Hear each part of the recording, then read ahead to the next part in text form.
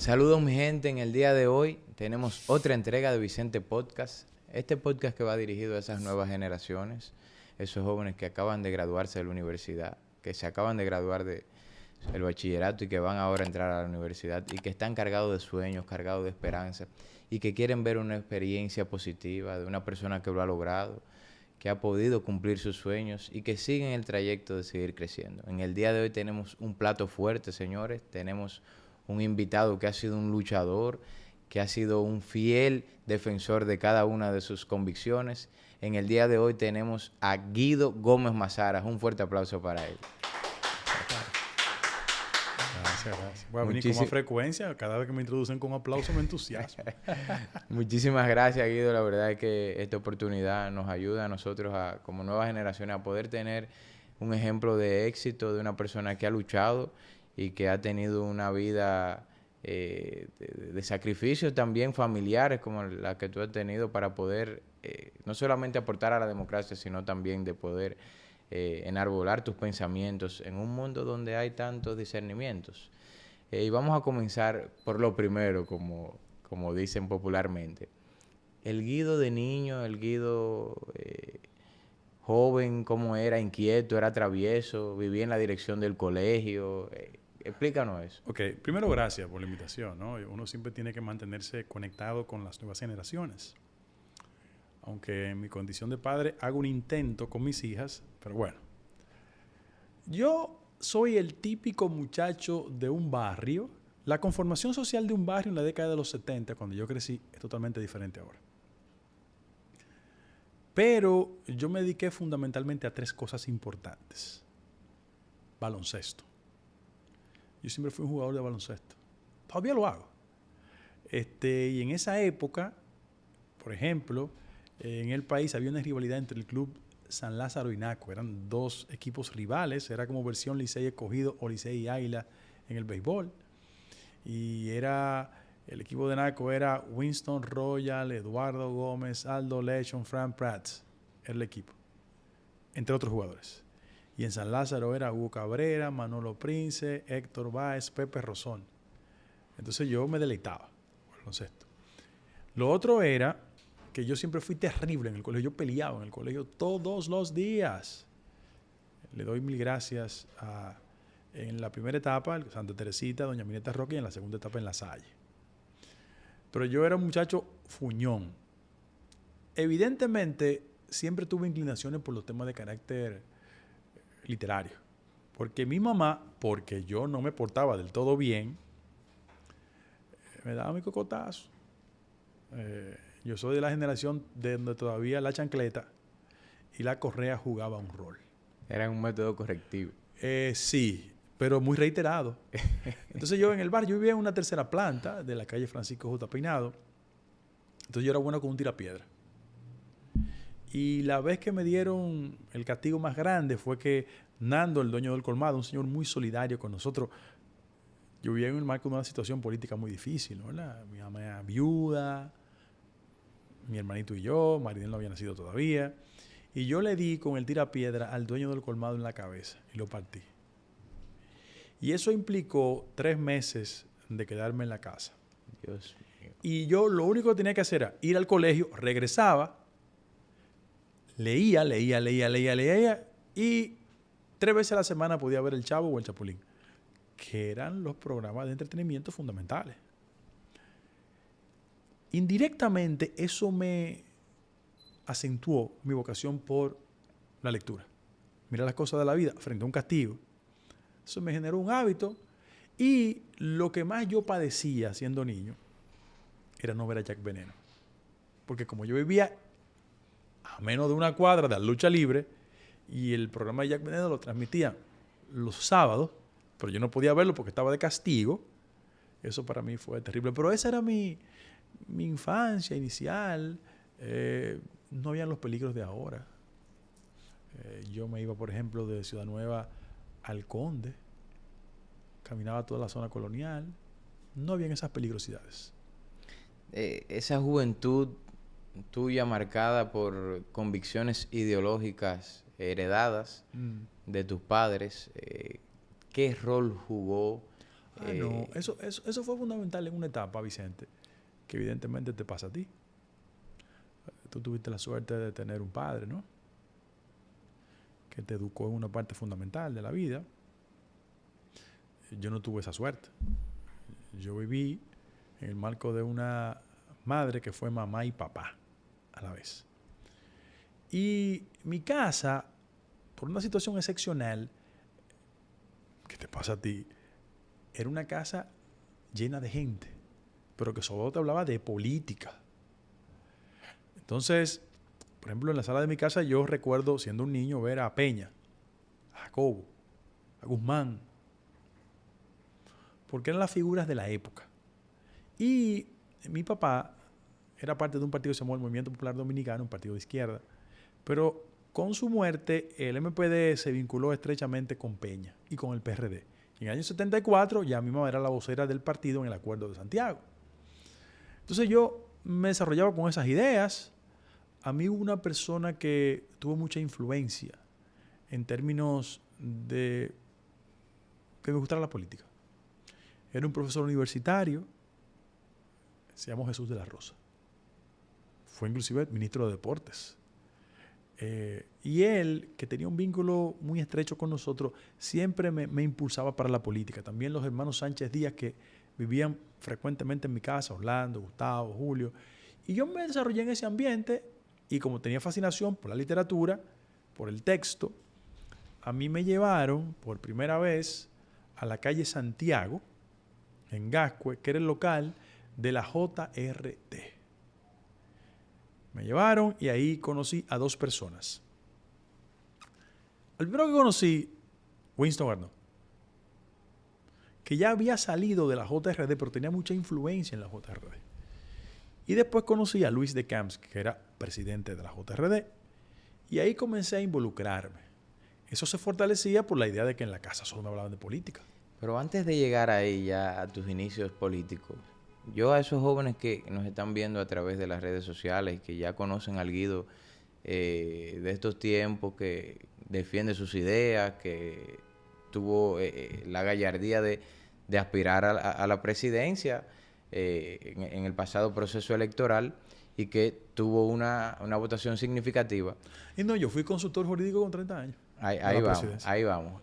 Pero lo que no conocen la historia de quién fue Maximiliano Gómez, esos jóvenes que son centennial, que nacieron del 2000 hacia acá, los que no saben quién es Doña Carmen Mazara, y quién es la familia Mazara. Okay. Yo quiero ponerlo en contexto para que sepan que Guido viene con una historia de lucha por la democracia por este país. Bueno, mis padres, como toda esa generación, fueron el resultado de jóvenes que comenzaron a participar en la vida política dominicana post-ajusticiamiento de Trujillo.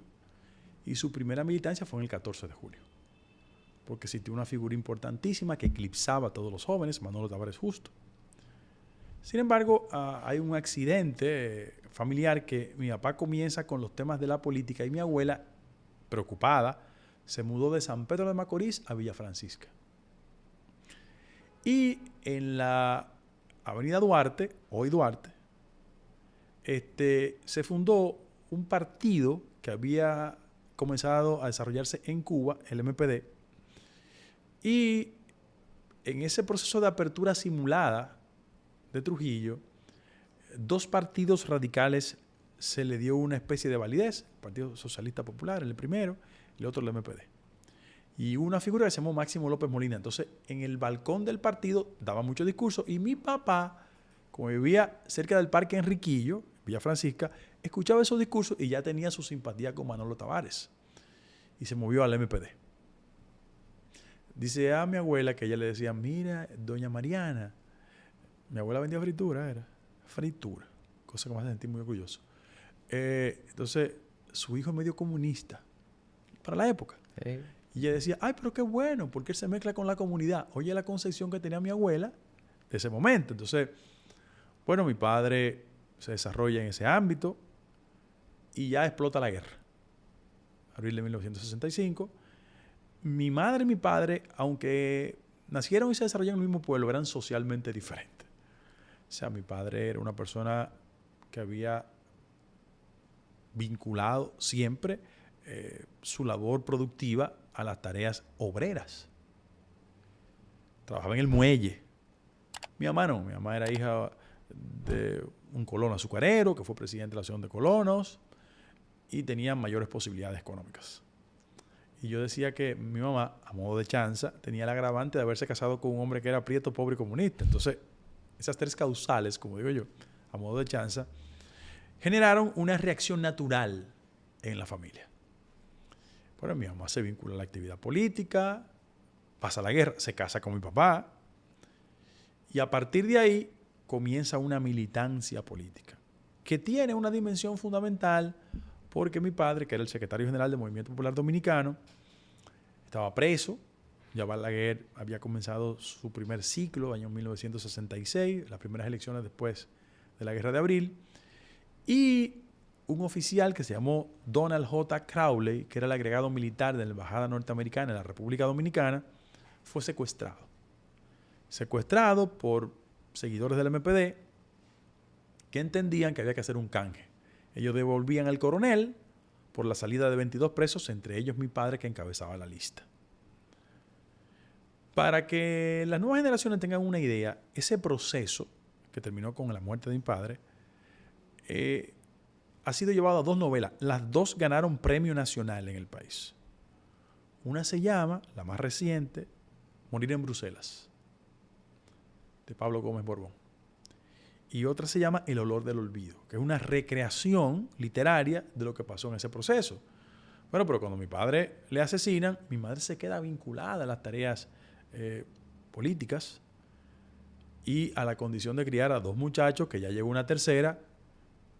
Te llegará tu momento en que tú tienes que ser padre, responsable, producir, hacer política, es un poco difícil. Y en el caso específico de mi mamá, que era mamá y papá. Entonces, en esa circunstancia yo crecí. Debo decir que si bien es cierto el dolor propio de la pérdida de un padre, pero yo viví una infancia feliz.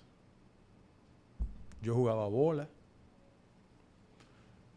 Yo, por ejemplo, era muy bueno maroteando. Esta generación no entiende lo que es eso. Desglósale eso. Okay. Marotear era la acción tigueril que desarrollábamos en el barrio para identificar los sitios donde había frutas de cualquier tipo. Yo maroteaba mango, cajuelito Solimán, que me gustaban muchísimo, en las zonas básicamente de Gascue. Porque yo nací en Ciudad Nueva, entonces Gascue solo tenía que cruzar el Parque Eugenio Mérez de Hostos. Y ahí yo me abastecía frecuentemente entre almendra, mango, cajuelito Solimán, y yo era muy bueno identificando los tamarindos. El tamarindo siempre me ha gustado a mí. Pero era una infancia feliz, repito. Aquí existía, esa era la travesura que yo hacía, aquí existía en la 27 de febrero, casi esquina Lincoln, frente al hoy Supermercado Nacional, algo que se llamaba la Casa de los Trucos, que vendían peo químico, una sal que era de Fogarate, que la primera... Era bien dinámico. Sí. La primera sanción que me hicieron en el colegio a mí de sacarme 2 semanas fue porque yo llegué a las 7 de la mañana y coloqué esa sal picante en la silla del profesor, ay Dios mío, Dios lo tenga en gloria, Severo Alvarado, que fue el que me indujo a que me gustara la historia. Y yo a las 7 de la mañana le eché esa sal. Y cuando el profesor comenzó a rascarse, la gente comenzó a reírse. Y evidentemente... ¿Y cuál fue tu reacción? Cuando me exploté de la risa. Y uno de mis compañeros, Edgar Anglada, me delató. Entonces me hicieron una sanción terrible en el colegio. Te botaron del colegio. Por 2 semanas. Ay. Guido, de ese joven dinámico, travieso, que mucha gente pensarán que no dista mucho a lo que... Sí, uno es hoy. A lo que... Yo lo único es que he cumplido años, pero yo sigo siendo la misma persona. Mira, ese joven ya despierto que viene de Ciudad Nueva, que también en Ciudad Nueva en esos momentos se vivía, se respiraba un aire... Política, 100%. Con cada quien un pensamiento bien firme de la realidad política de ese entonces. ¿En qué momento ya Guido se gradúa del colegio y entonces hay una parte que tú no lo has mencionado, que sales del país a seguir preparando? Mira, yo me gradué de la Escuela de Leyes, yo fui a UNIBE, Universidad Iberoamericana. Mi mamá siempre se preocupó porque yo fuera a la UAS. Mi mamá fue una estudiante de la UAS, una empleada de la UAS, pero mamá me decía que en ese momento todavía la intensidad política en la UAS me iba a hacer perder tiempo. Yo tenía que irme al mercado productivo.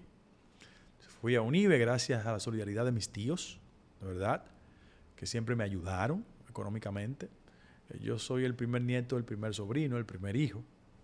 Entonces yo fui a UNIBE, me gradué en la Escuela de Derecho, me hice abogado y gracias a la recomendación, es una recommendation letter que te hacen, yo terminé y me fui a un programa de formación en Estados Unidos. ¿Quién más me ayudó para eso? José Francisco Peña Gómez. Pero la carta la firmó Jorge Subero Isa, mi profesor de introducción al derecho, que fue titular de la Suprema Corte de Justicia, muy querido por mí, fue compañero de curso de mi mamá en la UAS. Y a partir de ahí, yo me vinculo, porque yo siempre tuve inclinaciones por los idiomas. Por eso, después de adulto, le he hecho mucho énfasis a mis hijas y a mi hijo, Dios lo tenga en gloria, con el tema del idioma. Yo lo he formado en el colegio bilingüe. Entonces, yo fui a un programa de desarrollo idiomático en una universidad que se llama Columbia University. El departamento se llama Teacher College, es el departamento de educación. Y ahí yo me formé y me entrené para pasar el examen e ir a un programa de estudios de una universidad que se llama New School for Social Research. En la universidad hay muchos dominicanos que se han graduado allá. Pero el vehículo que yo utilicé fue un programa de una fundación que el doctor Peña Gómez me ayudó. Entonces llego allá, yo era una persona de escasos recursos. ¿Qué edad tenías? 21 años. 21 años. Ahí me fui con un code que no podía controlar por la baja calidad de la dureza del frío. El frío siempre me impactaba. Yo, por ejemplo, los primeros tiempos vivía en casa de abuela. Mi abuela Mariana, que por parte de mi papá, vivía en Estados Unidos toda su vida. Entonces, me quedaba como a 4 cuadras. Ya le dicen 4 bloques. Y ponte a pensar, Vicente, que yo me iba desde la 109 hasta la 114. Yo caminaba 5 bloques. En ese frío infernal. Y entraba a la universidad con las orejas, la nariz. O sea, yo no soy muy amigo del frío. Entonces ahí comencé, aprendí inglés con mucha rapidez. Comencé mi programa de estudios normal. ¿Qué tiempo duraste en Estados Unidos? 3 años y medio. Porque cuando yo terminé el programa de estudios, yo tenía que hacer un work study program, un programa de estudio y trabajo. Y mira la cosa de la vida. Yo conocí a Isolda Peguero, que era una periodista. Es una periodista muy importante. Ya tiene un rol mucho más pasivo. Trabajó para Telemundo. Y esa era la época en que Clinton había comenzado a transformar las leyes de welfare. Entonces yo tenía que hacer unos estudios legales de cómo eso impactaba a los dominicanos y a los hispanos en el exterior. Y hacía unos research. Y yo hablaba. Yo era reportero. Y en ese momento también, un periódico importante del país, el Listín Diario, fundó un periódico semanal que se llamaba Listín USA. Entonces yo hacía de director del periódico. Yo era un niño. Porque era un esfuerzo por recopilar. No estábamos hablando del mundo de la tecnología ni del tiro del clic, que en un segundo te conecta con el mundo. Entonces se hacía una edición que duró como 1 año y medio. Y yo fui director del periódico Listín USA allá. Ese dato no lo sabíamos. Sí. Pero antes de ir a ese dato, yo quiero preguntarte, Guido. Esa relación con el gran doctor José Francisco Peña Gómez, de esa figura que eclipsaba el escenario político de aquel entonces, ¿cómo tenías tú esa relación? Por un accidente histórico. Yo estaba en the right time and the right place. Yo estaba en el sitio indicado en el momento indicado. Mi padre y Peña eran muy amigos.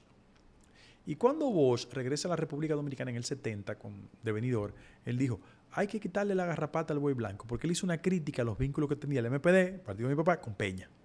Entonces Peña siempre tenía una actitud conmigo de condescendencia, afecto, cariño. Me ayudaba económicamente. Él era muy chistoso. ¿Sabe qué? Uno a veces tiene la idea equivocada de figuras públicas, de cualquier naturaleza. A Peña tú lo veías muy rígido, muy agresivo en el discurso, pero él era muy chistoso en las cosas. Él me decía cosas como, Guido, ven acá. Dígame, doctor. Cómprese otro flu. Un flu para esa generación es saco y corbata. Entonces yo le decía, ay, doctor, yo no tengo dinero para flu. Imagínate, yo un estudiante para ir a la universidad yo lo que me ponía era un jean, unos tenis, Esas no eran tus un prioridades. coat. Ni era mi prioridad ni tenía los cuartos para eso tampoco, ¿tú entiendes? Yo tenía un 20 único, el mismo de siempre, un azul marino que me habían regalado. Entonces, Peña siempre, que era una forma como inteligente de decirme, mira, cómprate ropa. Claro. Sin ofender. Exacto. Entonces, bien. Entonces él siempre me animaba. Y me animaba. Por ejemplo, él llegaba a hacer su recorrido y me decía, Guido, yo te quiero ver. Entonces yo iba al hotel. Y me decía, mira, vete la agenda, vamos para la librería. Peña era una persona que tenía una fascinación por los libros. Una fascinación por los libros. Y además tenía destrezas idiomáticas. Entonces yo, por ejemplo, yo lo llevaba a mi universidad. Yo lo llevé en un par de ocasiones a mi universidad. Él una vez me reunió con un grupo de amigos de él. Y me dijo, Guido, averiguaba mucho sobre la universidad. Y me dijo, el departamento de Latin American Studies allá. Y yo le dije, no, doctor, si usted quiere yo lo invito. Efectivamente, fui donde el DIEN y le dije, mire, me dijo, no, tiene ni que decírmelo, tráemelo. Entonces yo lo llevé al departamento a él hablar sobre la situación política internacional. Y yo le dije, bueno, doctor, le convoqué. Yo pensaba que iban 100 estudiantes, no, fueron como 300. Entonces le dije, mire, el tema es no hay problema. Estaba hablando sobre el impacto de los Estados Unidos en América Latina. Y le dije, doctor, no hay problema. Me dijo, dame 2 o 3 tips. Yo le dije, no, yo creo que usted tiene que decir esto. No porque yo tenía la capacidad de decirle, sino para orientar las características del auditorio, quién eran los estudiantes. Él me dijo, ¿cuáles son las características? Le dije, mire, aquí hay una mayoría norteamericana, anglo. Esta es una universidad liberal, progresista. Me dijo, ¿los hispanos de dónde son? Digo, no, fundamentalmente puertorriqueños, mexicanos. Mira, Vicente. Y Peña se paró ahí a hablar. Yo le dije, era 1 hora, 2 horas y media. De paso, un inglés fluido, sin problemas, ¿eh? De una cátedra ahí. Y la gente se quedó impactada. Porque lo de él era una locura. Entonces, él siempre me desafiaba con temas. Una vez, mira, yo tuve episodios de que él me daba boche, ¿verdad? Con cariño, pero me lo daba. 1. Y 2, yo tenía conciencia de cuán conectado estaba él en el mundo internacional cuando salía del país con él. Por ejemplo, él me llamaba y me decía, Guido, ¿cuántos días de vacaciones tú tienes? Tanto, doctor. Ok, hay una conferencia, ¿verdad?, de la IS, Internacional Socialista, en tal sitio. Vamos para allá. Bien. Me pagaba el ticket porque yo no tenía, ¿verdad? Y siempre me daba mis ayudas allá. Que no caían mal en ese entonces. No, caía mal, no. Yo me defendía con eso. Entonces él me decía, el bolsillo. Digo, listo. Me ayudaba. Entonces él me dijo un día, mira, Guido, esa persona que viene ahí va a ser el próximo primer ministro inglés. Yo le dije, doctor, con todo el respeto, pero la Thatcher está muy dura. Digo, no, espérate, no te apures. Me llamó, Tony, come on over here. Con una relación tan cercana. Tony Blair. Me introdujo. Yo lo dejé como pasar así. Bueno, ay, qué oportunidad, un político inglés. Vinieron las elecciones y ganó. Y de maldad me llamó. Yo le decía, líder, dígame, líder. ¿Tú te recuerdas que tú me dijiste el año pasado en la reunión de la IS en Nueva York que Thatcher era inderrotable? Y yo, diablo. El que sé soy yo. Yo, sí, está viendo todo, no hay problema, no hay inconveniente. Entonces, él me daba ese tipo de boches. Otro boche que me dio, pero con dulzura, no me agredía. Con dulzura. El otro fue cuando ya yo terminé el programa de estudios. Y me dijo, Guido, ¿tú terminaste ya? Le dije, sí, me queda un mes para el World Study Program. Me dijo, ok, bien. ¿Tú tienes carro? Le dije, tengo un carrito Honda Civic Allá. Sí, pero me dijo, pero tú tienes esposa. Digo, sí, sí, sí. Él era muy cariñoso con mi esposa. Mi esposa puertorriqueña, estudió conmigo. Entonces, cuando yo se lo presenté, mi esposa se quedó embelesada. Porque Peña tenía una personalidad que embelesaba a cualquiera, ¿no? Además, fluido en el inglés. Entonces me dijo, mira, ese carro no es tuyo, ese carro es de tu mujer. Tú tienes un hijo ya. Mi primer hijo había nacido, Dios lo tenga en gloria. Tenía como 6 meses. Me dijo, mira, vámonos, ven, súbete en el carro. Me subí en el carro y lo fui a despedir en el aeropuerto. Me dijo, traje azul. Me dijo, toma, nos vemos el día 14 de diciembre. Yo le digo, doctor, pero yo tengo que hablar con mi familia, está tranquilo. Ahí tú tienes lo del carro, lo de la mudanza. ¿Tú sabes cuánto él me dio en un sobre? ¿Cuánto? $10,000 me dio Peña Gómez. En ese entonces. Eso hoy son $100,000. Pero Vicente, yo compré un carro en Upstate New York, un Camry, en $1,900. Imagínese usted. Pagué la mudanza y me quedé con muchísimo dinero. ¿Tú tenías estipulado quedarte a vivir allá? No. Inmediatamente terminaste el Yo programa. terminé y iba a venir de una vez. No, yo no puedo vivir fuera de República Dominicana. Yo tengo problemas. Porque yo salgo una semana de aquí y me hace falta la bulla de los muchachos, la cuerda de la peña que yo doy, ver los amigos, hablar de política. Yo no estoy estructurado para vivir fuera de República Dominicana, de verdad. Inmediatamente terminas ya el estudio, vienes aquí ya con 25 años prácticamente. 25. ¿Cuál es la primera acción que tú tomas? ¿Qué te idealizas? ¿Ya venías preparado? Sí. ¿Convencido de que venías a dedicarte Lo primero a la fue política? que yo le dije una mentira a mi esposa. Piadosa. Las mujeres siempre idealizan una relación tranquila con el esposo, la familia. Eso es normal. De pasa a ti, no pasa a todos. La mujer mía me dijo, mi esposa, no le gusta que diga que es mi mujer, porque usted me compró a mí. Bueno, pero es verdad, mi esposa. Entonces, me dijo, ¿cuáles son tus planes? Yo dije, no hay problema.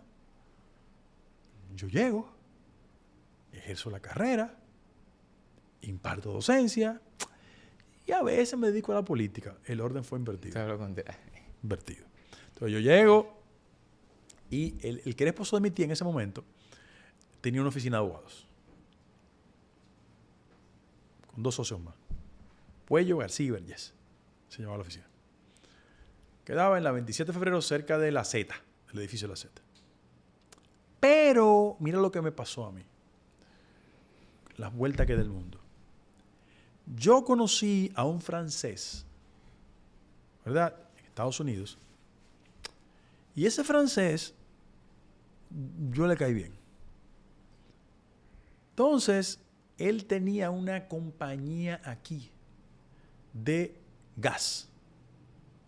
Se llamaba Mundo Gas. Tenía casi el monopolio de la distribución del GLP, gas licuado de petróleo. Y el francés me veía mucho a mí con Peña Gómez. Porque Peña, para posicionarme, me ponía a presentarlo en los pueblos, en San Pedro de Macorís. Por ejemplo, la primera vez que yo fui a un acto con él, me puse un saco y una corbata. Para allá Consuelo y aquí que ella me dijo, ven. Quítate eso, Guido, tú vas para un batey. No ven en zapatos. O sea, ¿tú me entiendes? Sí. Que era verdad lo que él me decía. Entonces, Jean-François Costé, Dios lo tenga en gloria, ya él murió, me vio y me contrató en Mundo Gas y me dijo, ven acá, Guido. ¿Tú estás litigando? Sí, yo estoy litigando. Bien. ¿Cuánto tú ganas? Le dije, tanto. Me dijo, no, yo te voy a dar el triple. Yo, ¿cómo? El triple. ¿Qué yo tengo que hacer? Me dijo, no, tú solo te vas a encargar en sacarme las licencias operativas en las salas capitulares donde los buques de GLP llegan. En esa época, Vicente, existía lo siguiente. El llamado gas licuado de petróleo se distribuía para fines industriales sin subsidio y para fines familiares subsidiados. Ese era un excelente negocio. Entonces, yo tenía... Ha cambiado la dinámica. Totalmente. Hace 30 años estoy hablando. Entonces, ¿qué tenía que hacer yo? Ir a las salas capitulares, iniciar un procedimiento y sacar los permisos para que los barcos llegaran. Los barcos llegaban toda la semana. Y evidentemente eso me generó un nivel de rentabilidad para yo desarrollarme profesionalmente, tener mi casa, ser independiente. Eso me dio un auxilio económico significativo. Siempre le voy a agradecer eso a Jean-François. De verdad, Dios lo tenga en gloria. Y ahí comencé a desarrollarme. Claro está. Con el telele familiar, te pasa a ti, nos pasa a todos. Tú no dedicas tiempo a la familia. Mira que la política. Entonces comienza una dinámica en la casa. Los compañeros van a todas horas. Te llaman todos los días. Todos los días. Te llaman a todas horas. Y las esposas, en el caso mío, que yo tengo que pedirle perdón siempre, desarrollan un nivel de comprensión y tolerancia que se van adecuando a la realidad. Pero en principio saben que el tiempo que tú le dedicas a la política se lo estás robando a la familia. Entonces, ahí comencé a desarrollarme y tiré para adelante. ¿Ya te involucraste de lleno o en qué edad? No, ya me involucré de lleno, totalmente, a la política. ¿Y en qué edad tú das el paso significativo que dices, bueno, yo voy a aspirar a esto y ya yo estoy convencido de que yo me voy a dedicar a la política? No, yo me dedicaba tangencialmente a la política, pero la política comenzó a robarme todo el tiempo. Por ejemplo, el doctor Peña Gómez me llama un día y me dice, Guido, mira, San Pedro Macorís es tu responsabilidad. Yo nací en la capital y me desarrollé aquí, pero mis padres son de San Pedro. Yo dije, ¿qué cosa? ¿Está bien? Cogí mi responsabilidad. Con 25 años me entregó a la provincia. Entonces yo dije, wow. ¿Cuál era el problema, Vicente? Que tenía que hacerlo con mucha frecuencia. Claro, tenía la tolerancia de Mundo Gas que me permitía operar jurídicamente con ciertas licencias. No, con todas las licencias. Entonces yo iba a San Pedro. Siempre recuerdo a Manolín Báez y a Jesús Ferri Iglesia, que está vivo, que me abrieron la puerta. Entonces yo iba un día, sí, otro también, y ya me involucré de tal manera que no tuve punto de retorno.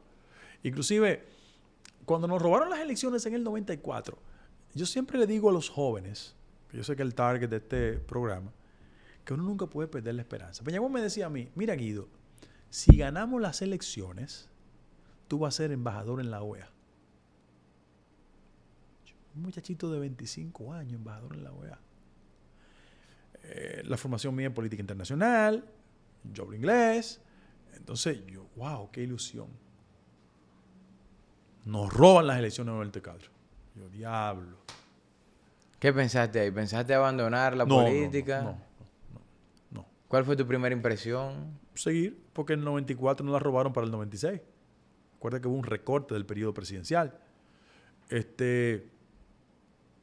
Volvimos a la carga.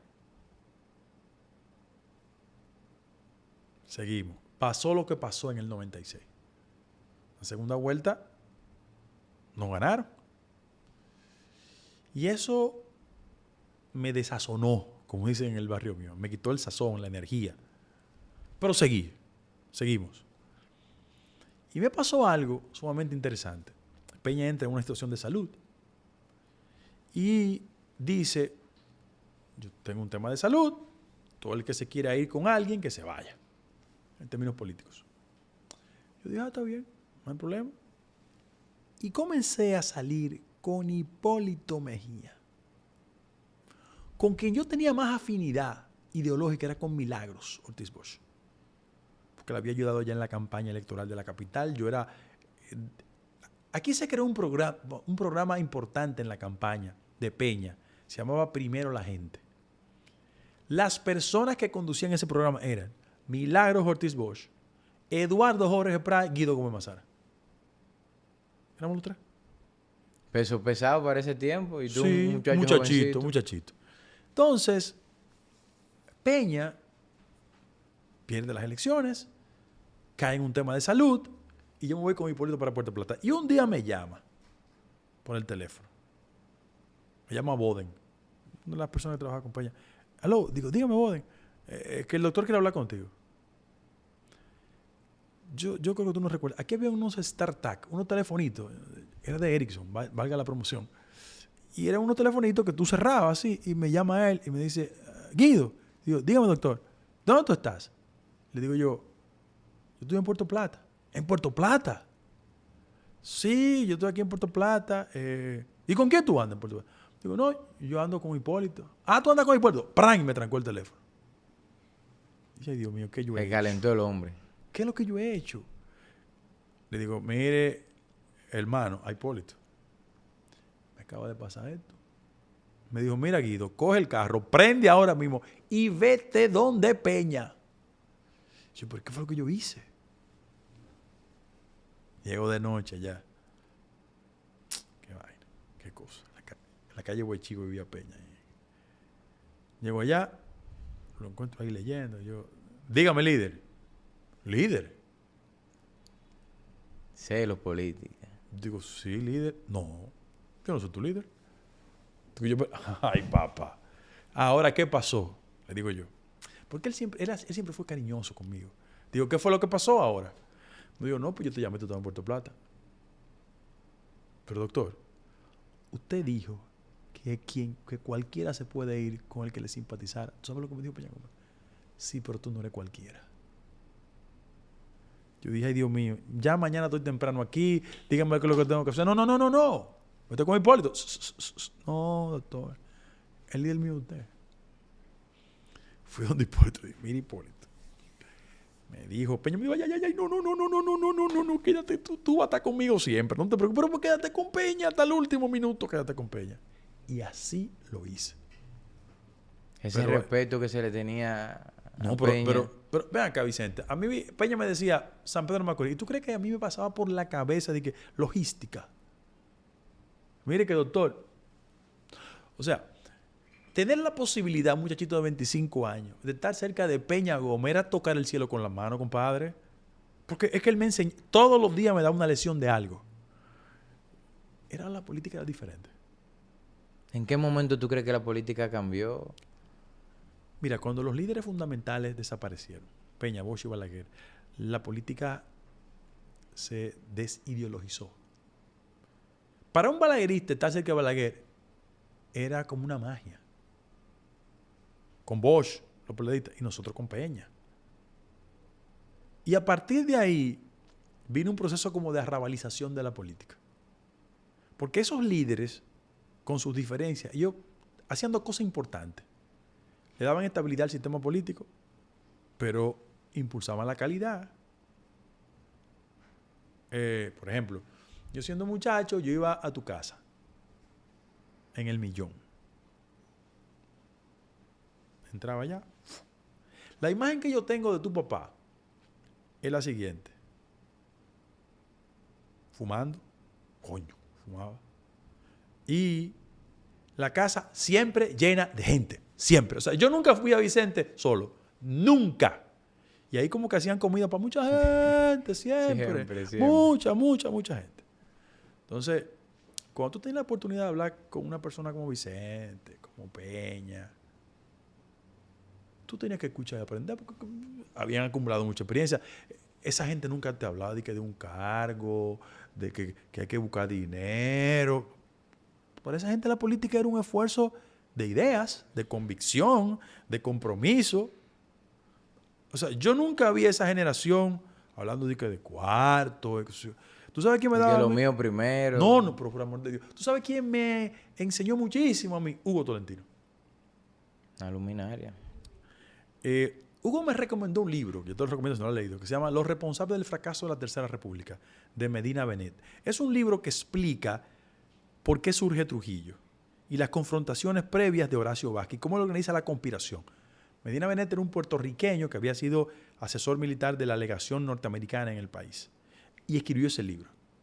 Pero Hugo, digo don Hugo para nosotros, como yo soy de Ciudad Nueva, Hugo vivía en la Doctor Delgado. Ese edificio Buenaventura, donde vive Milagros, que es en la Independencia, que choca con la Danae por un lado y por la Delgado por otro, ahí vivía Hugo. Entonces yo siempre iba allá. Y Hugo era una persona que me recomendaba libros, ¿verdad? Y me ayudaba intelectualmente. Me regaló un libro de Corpito Pérez Cabral que se llama La Comunidad Mulata también. Pero Hugo siempre me daba lecciones. Por ejemplo, yo soy un muchacho de origen pobre, humilde. Pero rico intelectualmente. Porque la riqueza era otra cosa. Era leer libros, prepararse eso era otra cosa. Entonces, Hugo, que era un hombre ultra culto, pero muy cuidadoso de los estilos y las vestimentas. Hugo era un hombre... Era una percha. No, exactamente. Entonces, había vivido en Francia, estudió en Francia. Él Venía era con muy... otro feeling. Claro. Un día me vio y me dijo, Guido, ven acá. Él hablaba así ronco. Dígame, don Hugo, esa correa no combina con los zapatos.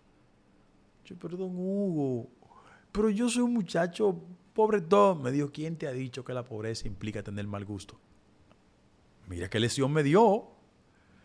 Entonces, él era muy fino en el detalle, ¿verdad? Entonces, él me enseñaba mucho, me ayudaba mucho. Y otra persona que me daba lesiones a mí, significativas, Dios lo tenga en gloria, que siempre peleábamos, mira la cosa de la vida, Atuey. Siempre me daba lesiones. Mira, y nos matábamos. Atuey. Mira, Atuey, tal cosa. No, Guido, eso no es así. Eso es así por esto, por aquello, por lo otro. Y él siempre enfatizaba en una frase que Bosch la hizo popular aquí. Pero era Martí que decía que había cosas en política que no se veían, que eran mucho más importantes que las que se veían. Entonces, él siempre allanaba el camino de las cosas que parecen invisibles en la política. Y él te ataba.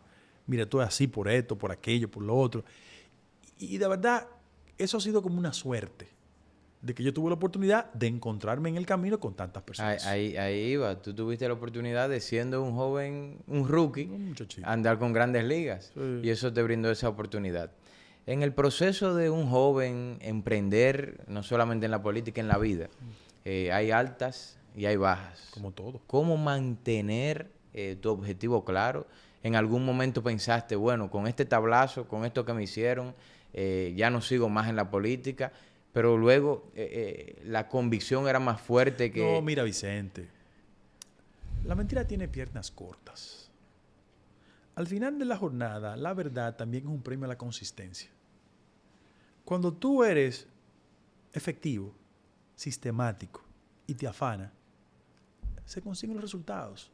Y sobre todo en sociedades como las nuestras, donde el talento siempre se impone. Eso es mentira. En un tránsito, las nebulosas pueden impedir que la gente vea la capacidad de tú encontrar la luz en el bosque, pero eso se impone al final de la jornada. Y yo, por un tema de temperamento, a mí me ayuda mucho el temperamento. No, a mí me han dado un tablazo y yo sigo con más fe. Y al otro día sigo y me levanto, y me levanto, y me levanto, y me levanto, y me levanto. Yo no tengo problema con eso.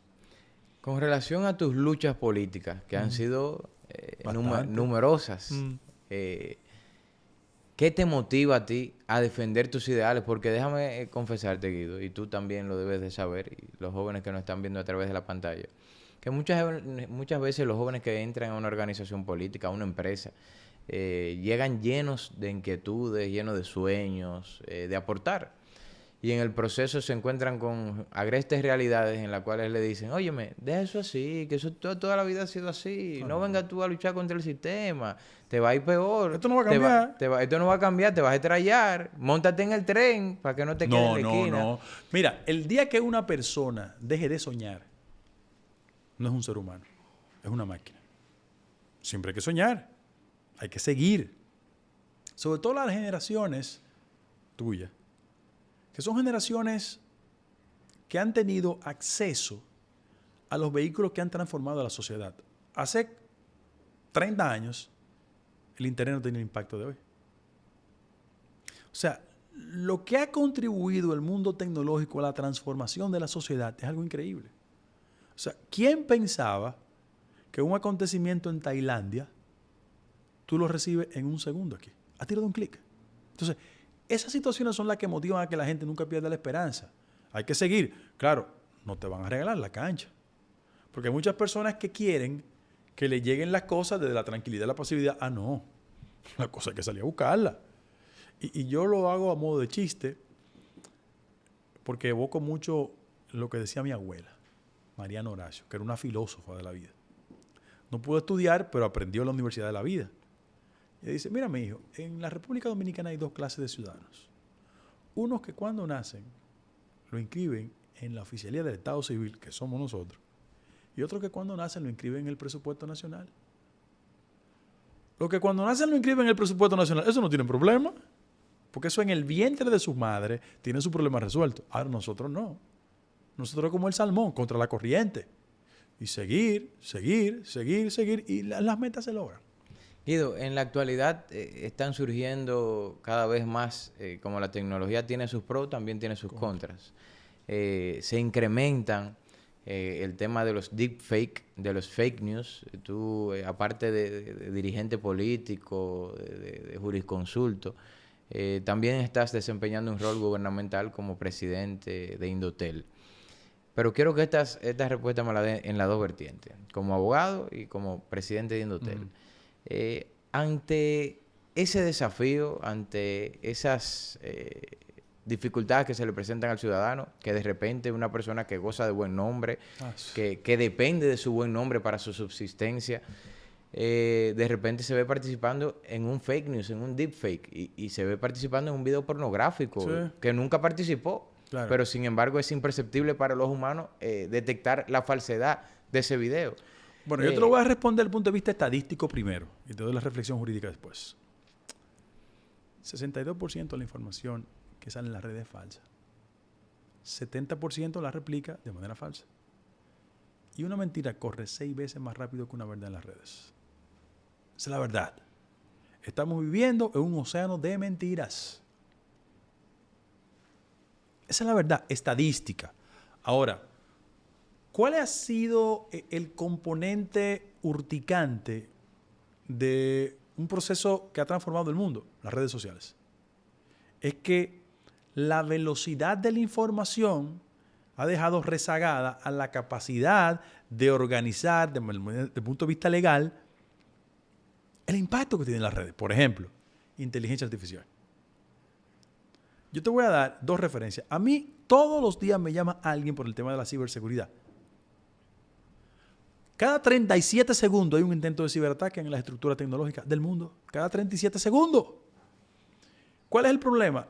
Que la legislación nunca va al compás de esos cambios tecnológicos. ¿Qué hacer? Construir legislaciones efectivas, eficientes y que generen consecuencias jurídicas y pecuniarias. Porque cuando tú golpeas el bolsillo de la gente, ahí sí hay una reacción. Desde mi humilde experiencia. En el país, Indotel va a promover el próximo año, bueno, tú eres legislador, un cambio en la ley. Esa ley actual es del año 1998. La ley habla todavía hoy de fax. Hoy habla de fax. Hay una comisión encabezada por Nancy Perdomo, José Luis Tavera y la doctora Angélica Novoa que están trabajando en eso. Ya la ley, bien. Estamos a toda la disposición. Sí. Lo vamos a hacer. Segundo lugar, el tema reputacional. Ese es un tema delicado. Porque con la multiplicidad de componentes que se expresan en las redes, aquí cualquiera, con un comentario, te daña. ¿Qué yo le digo a la gente? Que el nuevo marco de legislación no tiene que conculcarle derecho a nadie. Lo que tiene que agilizar son los procedimientos de castigar ese tipo de exceso. Por ejemplo, yo tengo 2 sentencias favorables de la Suprema Corte de Justicia en materia de difamación. Pero el tiempo que me tomó para conseguir sentencia favorable, ratificada, fueron 3 años. Una mora legal mínima de 3 años. Te dañan en el camino. Por completo. Pero te dañan en el camino. Entonces, eso hay que ponerle mucha atención y parte de la ley te va a llegar, tu condición de legislador, va a trabajar en esa dirección. Pero yo siempre he creído que la mentira nunca le gana a la verdad. El tiempo siempre contribuye a que la verdad florezca. Y yo lo doy como recomendación. Todo el que se sienta agraviado, que utilice las vías del lugar para que le reparen su daño. Excelente. La verdad es que eso va a ser un paso significativo, que pueda el ciudadano tener una herramienta con la cual protegerse ante tantos desafíos que representan estos males. Guido, te voy a hacer varias preguntas ahora al Guido ser humano. Cuando Guido apagan las cámaras, cuando ya no tiene que ejercer el rol de político, de defender sus ideales, ¿en qué piensa Guido? ¿Qué hace Cuando es Guido? temporada de NBA, cuartos de finales, me establezco en la casa y veo NBA. ¿Cuál es tu equipo de NBA? Honestamente, Golden State Warriors. Yo siempre fui un simpatizante de los Knicks, porque estudié en Nueva York, pero mi equipo es Golden State Warriors. Y ya que tú haces énfasis en el básquetbol, ¿LeBron No, o lo Jordan? de Jordan es... Pero eso, por favor, Jordan era otra cosa.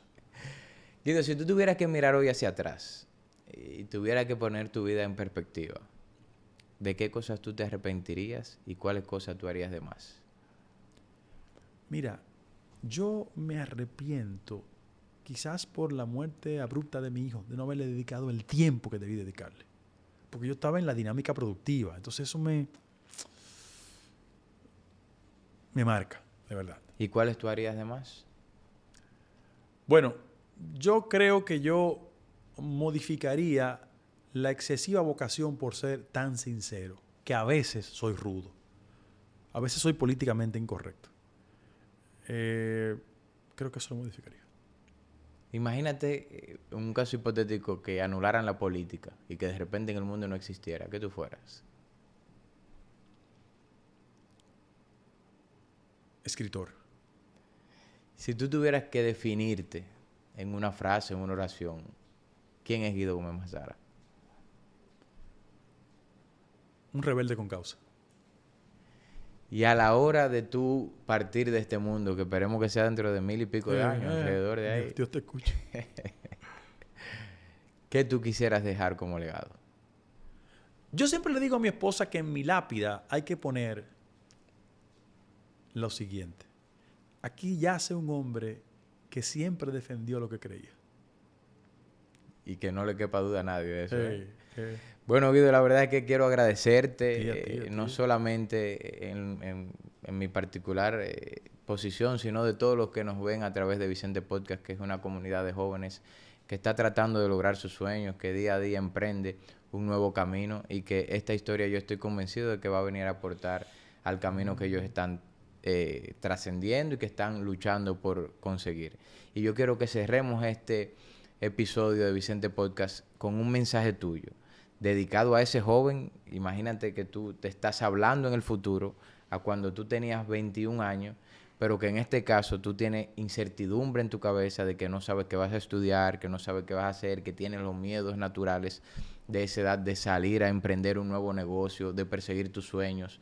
¿Qué consejo tú le darías a ese joven? La frase célebre mía es que nunca pierdan la fe y que se preparen para un mundo donde la formación es la garantía del éxito. Porque los mercados, en el ámbito laboral de cualquier naturaleza, se han transformado de tal manera que hay que estar preparado. Hay que prepararse. Además, en la única jurisdicción donde el prejuicio es derrotado es cuando usted está preparado. Pueden decir de ti, pero si tú estás preparado, no hay problema. Tú le ganas la carrera. Y eso hay que hacer. Y en el momento de que se le presente una disyuntiva en la vida y tropiecen o caigan, siempre hay que seguir. Amaury Pérez tiene una canción que es un poema que dice que uno en la vida siempre tiene que seguir. Y el que no trabaja para seguir, lo derrota. Pero siempre hay que seguir. Tú no puedes renunciar a eso. Siempre seguir. muchísimas gracias y será hasta otra próxima entrega de Vicente Podcast.